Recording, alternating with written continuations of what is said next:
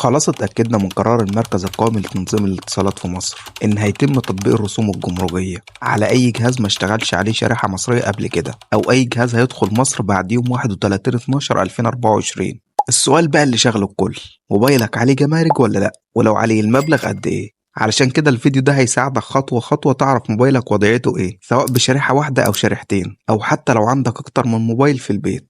لكن قبل ما نبدأ اعمل لايك للفيديو واشترك في القناة لو لسه ما عملتش، وخلينا نوصل الفيديو ده لأكبر عدد عشان الكل يستفيد. يلا بينا نبدأ.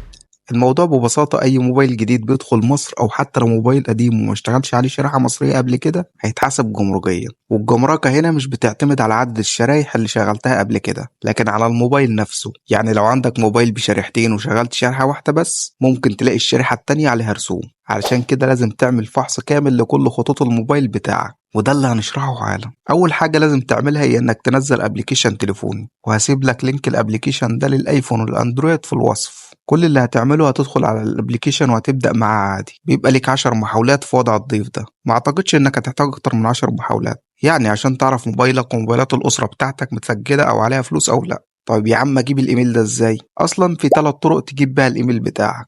اول خطوه هو ظهر الكرتونه بتاع التليفون، هتبص عليه من تحت كده عند الخطوط والسيريال نمبر، هتلاقي فيه اي مي واي مي تو. لازم تعمل تشيك على الاتنين وتأكد انك شيكت على الاتنين. ابوس ايدك، لان في ناس جابت التليفون وما استعملتش غير شريحة واحدة، فجت تجرب ليه الضرايب على الشريحة التانية. الطريقة التانية انك تيجي على ابلكيشن الاتصال بتاعك وتدوس نجمة شباك 06 شباك، هتلاقي ظهر لك الايميل بتاعك. او تدخل على الاعدادات وتجيب حول الهاتف وتنزل تحت هتلاقي الايميل. وتقريبا الخطوات دي واحدة سواء كان في الاندرويد او الايفون. بعد كده هنروح على ابلكيشن تليفون ونبدأ نكتب الايميل بتاعنا، وبعد كده نقول له تشيك. لو موبايلك معلوش اي فلوس المفروض يظهر لك الشاشة اللي انت شايفها قدامك دي. لو مش متسجل عندهم هتلاقيه بيقول لك ده الرقم اللي المفروض تروح تدفعه، وانت كده لبست يا معلم. علشان الارقام اللي بتتفرض مش منطقية بصراحة. ال 13 برو ماكس الناس بيبقى عليها 20,000 جنيه، جوجل بيكسل 6 اللي هو ب 9000 جنيه مستعمل اصلا بيتفرض عليه 12,000 جنيه. طيب وضع الناس اللي جايه من بره مصر ايه؟ بص، الموبايل الشخصي اللي في ايدك اول ما توصل مصر لازم تسجله في الجمارك، لكن طالما هو موبايلك الشخصي مش هتدفع عليه رسوم. يعني كل فرد معاه موبايل شخص واحد بس بيسجله مجانا. لو معاك اكتر من موبايل بقى بتدفع عليها ضرايب. لو انت بقى نازل اجازه واجازتك اقل من 3 شهور مش هتدفع رسوم، لان موبايلك هيشتغل طبيعي خلال فتره السماح اللي هي 90 يوم. لو اكتر من 3 شهور تبدا الشبكه تقف، وساعتها لازم تدفع. ربنا يهون علينا كلنا. لو الفيديو ده افادك ما تنساش تدعمه بلايك، تشترك في القناه عشان المحتوى يوصلك اول باول.